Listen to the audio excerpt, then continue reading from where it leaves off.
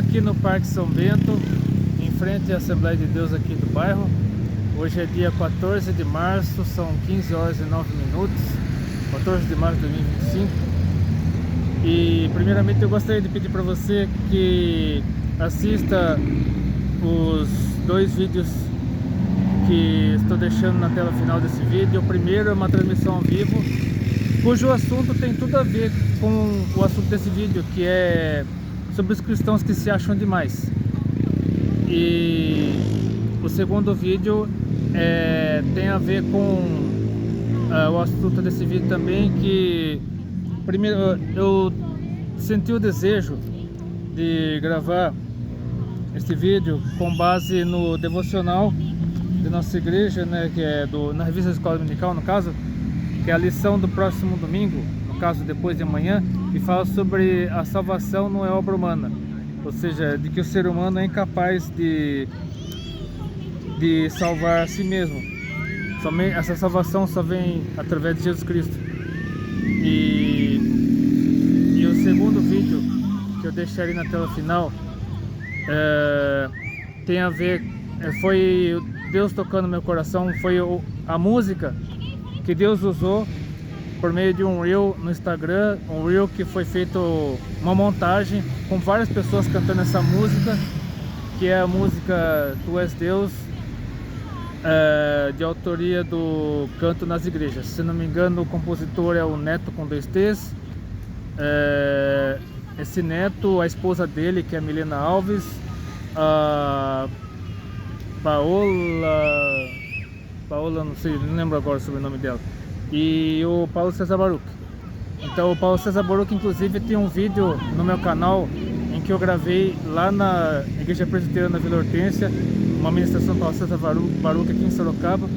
Então esse quarteto, que é o Neto com 2 T's, a Milena Alves, a Paola não sei do que e o Paulo César Baruch, eles formam um quarteto chamado Canto nas Igrejas. E deixarei também na tela final desse vídeo um link para você se inscrever no canal do Canto das Igrejas, porque eu assisti no ano passado uma série de vídeos que eles gravaram na Avenida Paulista no final do ano passado,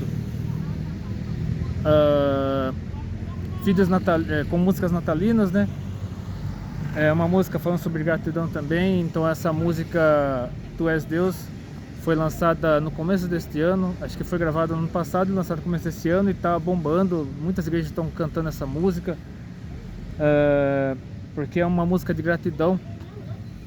E gratidão porque Jesus Cristo nos resgatou. Foi por meio da nossa salvação, da nossa fé nele, que obtivemos a salvação de Jesus Cristo. Então a salvação, ela não vem de nós, e ela vem de Deus por meio de Jesus Cristo, e da nossa fé em Jesus Cristo, no caso. Então, 2 textos bíblicos que eu li, que é o meu devocional, como eu já disse, é baseado na lição da Escola Bíblica Dominical do domingo seguinte. Então eu li 2 salmos nessa relação de textos bíblicos sugeridos pela nossa revista, né, a lição do domingo seguinte, no caso. Na segunda e na terça eu li o Salmo 49, na segunda eu li o Salmo 49 e na terça eu li o Salmo 146. Eu quero reler esses salmos aqui agora para dar uma ênfase no assunto aqui abordado, que é da incapacidade do ser humano salvar a si próprio por seus próprios esforços, porque a salvação não vem de nós, não é por meio de obras, como muitas religiões defendem, não é por meio de, até mesmo denominações cristãs, seitas, defendem que nossa salvação vem por meio de obras, mas ela vem por meio de Jesus. Então primeiramente quero ler o Salmo 49, que é um dos salmos sugeridos pela lição da Escola Bíblica Dominical, onde encontramos o seguinte: a vaidade do homem, é o título do salmo. Povos todos, escutai isto, dai ouvidos, moradores todos da terra, tanto plebeus como os de fina estirpe, tanto todos juntamente, ricos e pobres. Os meus lábios falarão sabedoria, e o meu coração terá pensamentos judiciosos. Inclinarei os ouvidos a uma parábola, decifrarei o meu enigma ao som da harpa.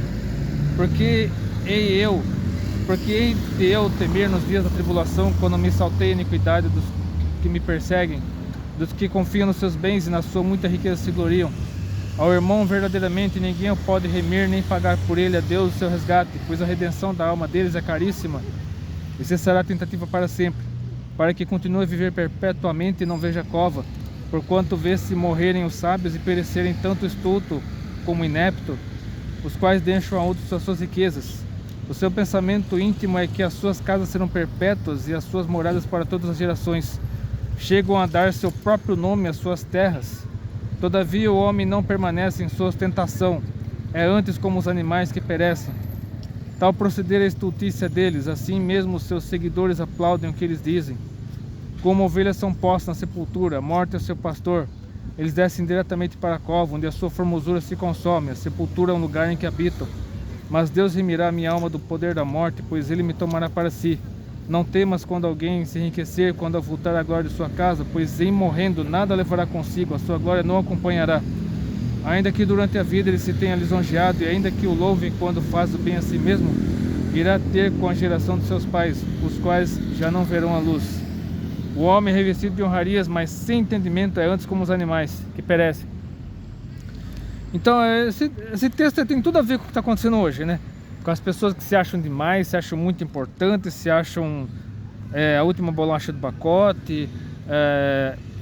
Então, tem muito a ver com até mesmo pessoas do meio cristão que se acham demais, que se acham superiores às outras, que têm riqueza, glória, fama, poder, ostentação, que aparecem demais nas redes sociais, que ostentam demais. Tem tudo a ver. E aqui o Salmo 146 também diz o seguinte: Aleluia, louvo a minha alma ao Senhor. Louvarei ao Senhor durante a minha vida, cantarei louvores ao meu Deus enquanto viver. Não confieis em príncipes, nem nos filhos dos homens, em quem não há salvação. Sai-lhes o espírito e eles tornam ao pó. Nesse mesmo dia perecem todos os seus desígnios. Bem-aventurado aquele que tem o Deus de Jacó por seu auxílio, cuja esperança está no Senhor seu Deus, que fez os céus e a terra e o mar e tudo que neles há, e mantém para sempre a sua fidelidade, que faz justiça aos oprimidos e dá pão aos que têm fome. O Senhor liberta os encarcerados, o Senhor abre os olhos aos cegos, o Senhor levanta os abatidos, o Senhor ama os justos. O Senhor guarda o peregrino, ampara o órfão e a viúva, porém transtorna o caminho dos ímpios. O Senhor reina para sempre, o teu Deus, ó Sião, reina de geração em geração. Aleluia. Que fala, o título desse salmo é a fraqueza do homem e a fidelidade de Deus. Então, tanto o Salmo 46 quanto o Salmo... tanto o Salmo 49 quanto o Salmo 146, eles preveem a ascensão do Messias, a ascensão de Jesus Cristo, que é Filho de Deus e é Deus. E por ser Deus, né, por Jesus Cristo ser Deus, Ele é o único digno de confiança. E por mais que seres humanos nos decepcionem, por mais que seres humanos nos traiam, eles cometam vacilos diversos, inclusive pessoas do meio cristão estão sujeitas a isso, estão sujeitas a falharem, estão sujeitas a cometerem coisas abomináveis, ou então tomarem decisões erradas, se envolverem com pessoas erradas, em ambientes errados, ambientes contrários ao que diz aqui a Bíblia, a palavra de Deus, ambientes que não tem nada a ver com o que está escrito aqui. E apesar disso, existe alguém que é Jesus Cristo, que nunca decepciona, e é nele que nós devemos confiar. Então eu quero ler alguns textos bíblicos que demonstram a incapacidade do ser humano salvar a si próprio, ou conseguir a salvação por seus próprios esforços. Primeiramente eu quero ler Jó, capítulo 42, versículos 1 a 6. Na verdade o certo é ler todo o livro de Jó, porque todos os 42 capítulos de Jó é uma história muito impactante, muito forte a respeito do sofrimento, as causas do sofrimento, o porquê Deus permitiu o sofrimento. E o texto de Jó, capítulo 42, versículos 1 a 6, diz o seguinte: Então respondeu Jó ao Senhor, dizendo: Bem sei eu que tudo podes e que nenhum dos teus propósitos pode ser impedido. Quem é este? Jó falando de si próprio, que sem conhecimento encobre o conselho. Por isso relatei o que não entendia, coisas que para mim eram inescrutáveis, que eu não entendia. Escuta-me, pois, eu falarei, eu te perguntarei e tu me ensinarás. Com o ouvir dos meus ouvidos ouvi, mas agora te veem os meus olhos. Por isso me abomino e me arrependo no pó e na cinza. Então Jó tinha perdido tudo, perdido bens, perdido os 10 filhos de uma só vez, perdido até mesmo a saúde, até os amigos de Jó estavam acusando, estavam apontando o dedo contra ele. E aí a oração de Jó por aqueles que estavam difamando fez com que Deus revertesse o cativeiro de Jó.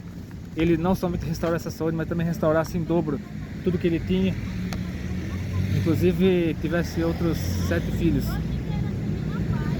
Aí no livro do profeta Isaías, capítulo 40, versículo 17, encontramos o seguinte: Todas as nações são como nada perante ele, e ele as considera menos do que nada e como uma coisa vã.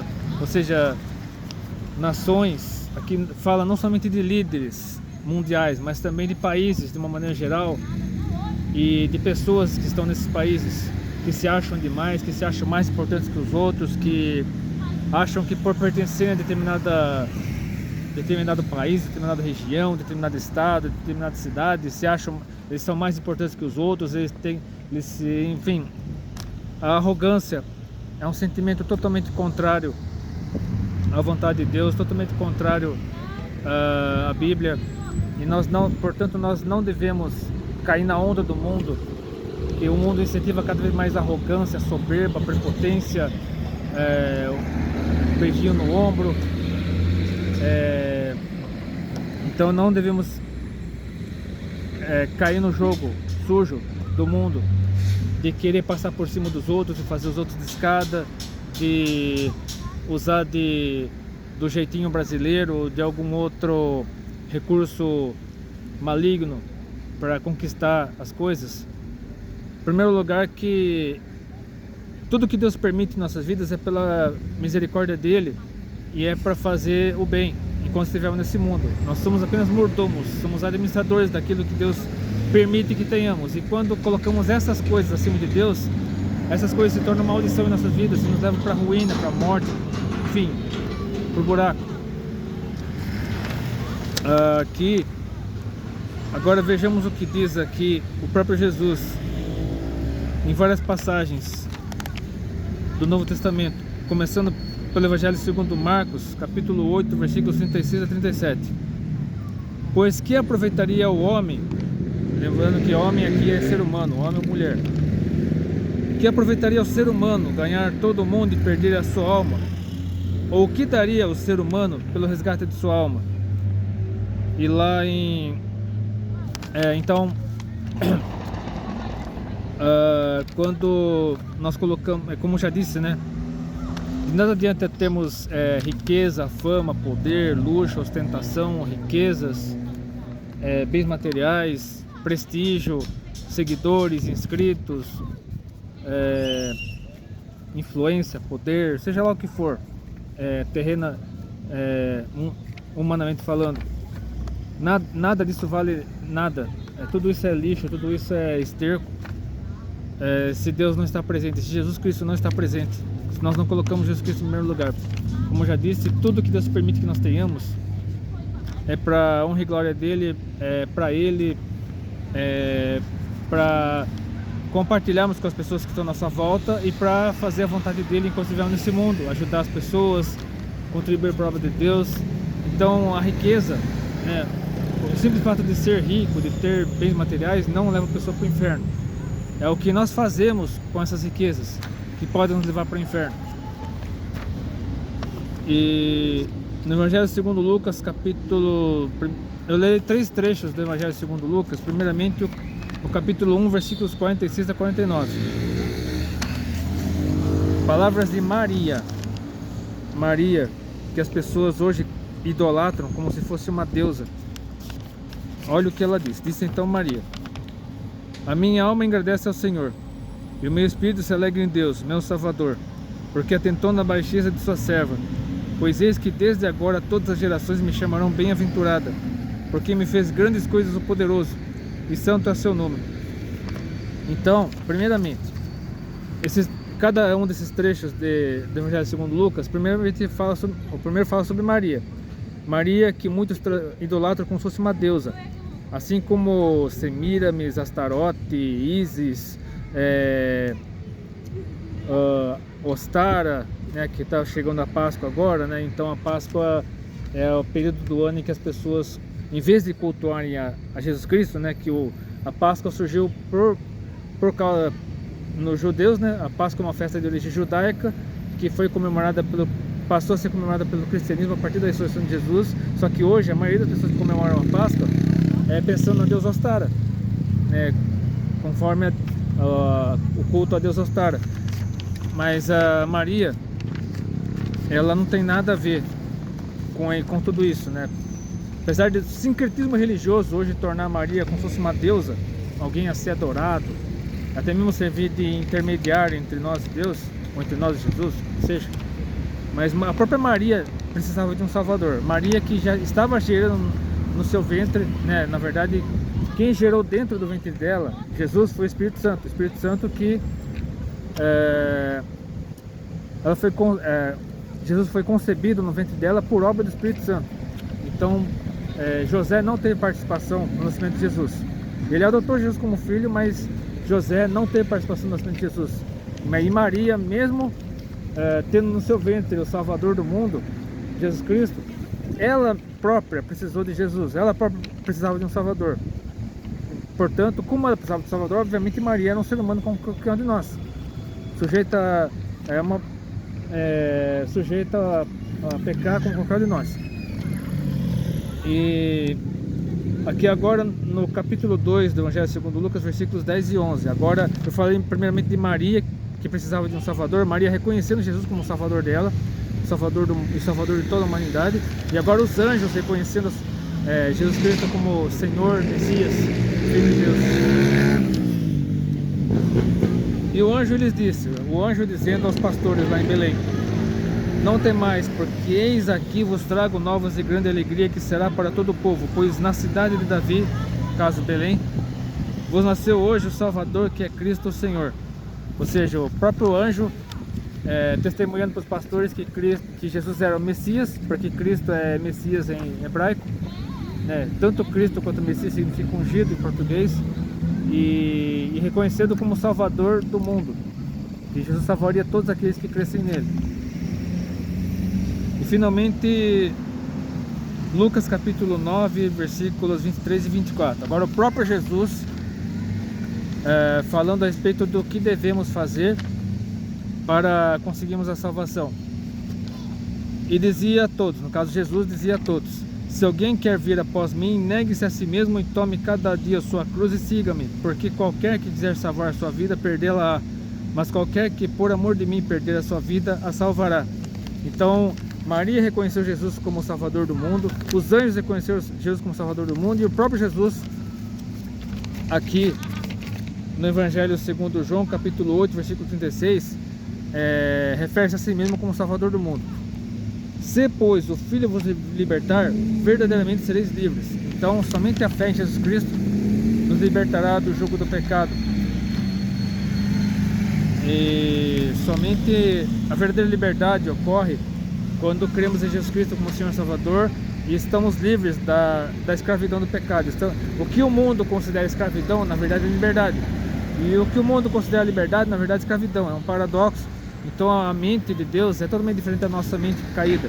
Então para a mente do mundo, ir para balada, pular carnaval, beber, fumar, se drogar, se prostituir, é liberdade. Agora para o Evangelho, para a Bíblia, a Palavra de Deus, a mensagem que Jesus pregou, a mensagem que é pregada desde Gênesis, a Bíblia inteira aponta para Jesus Cristo, de Gênesis a Apocalipse, e os patriarcas, os profetas, os salmistas, até mesmo reis, sacerdotes e os apóstolos e os discípulos e o próprio Jesus Cristo, falando a respeito da salvação, nós encontramos somente Jesus Cristo, e somente a fé em Jesus Cristo pode nos libertar da escravidão do pecado. Ou seja, a verdadeira liberdade ocorre por meio da nossa fé em Jesus Cristo.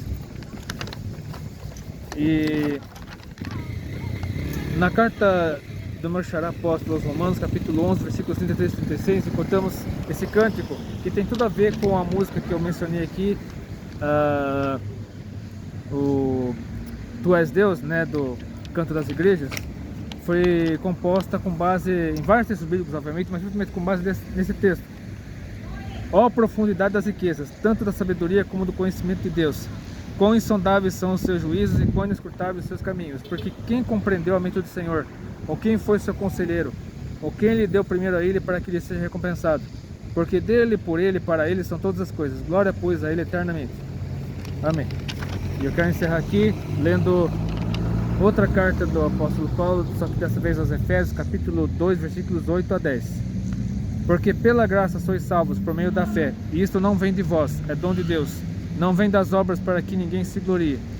Porque somos feitura sua, criados em Cristo Jesus para as boas obras, as quais Deus preparou para que andássemos nelas. Então é um texto autoexplicativo que evidencia que jamais conseguiremos a salvação por meio das obras. É claro que Tiago fala que a fé sem obras é morta, mas isso não é... Esse texto não deve ser usado da forma errada, porque a fé é evidenciada por meio do bom testemunho. As obras que Tiago menciona na sua carta são testemunho, no caso, testemunho cristão. Então o testemunho cristão evidencia a nossa fé em Jesus Cristo. Agora as obras que o apóstolo Paulo fala aqui na carta aos Efésios, capítulo 2, versículos 8 a 10, são obras de caridade, obras de beneficência, né, obras que o ser humano usa como barganha para obter algum favor de Deus. Então jamais devemos fazer algo, né, se fosse uma barganha com Deus. De tudo que nós fizermos, devemos fazer, claro, com o intuito de agradar a Deus, mas não de obter salvação por meio disso, porque a salvação só é obtida por meio da fé em Jesus Cristo. Então que Deus abençoe, que Deus oriente. Se você gostou desse vídeo, curta, compartilhe seus favoritos, que o canal Deus abençoe. Até depois, se quiser. Tchau.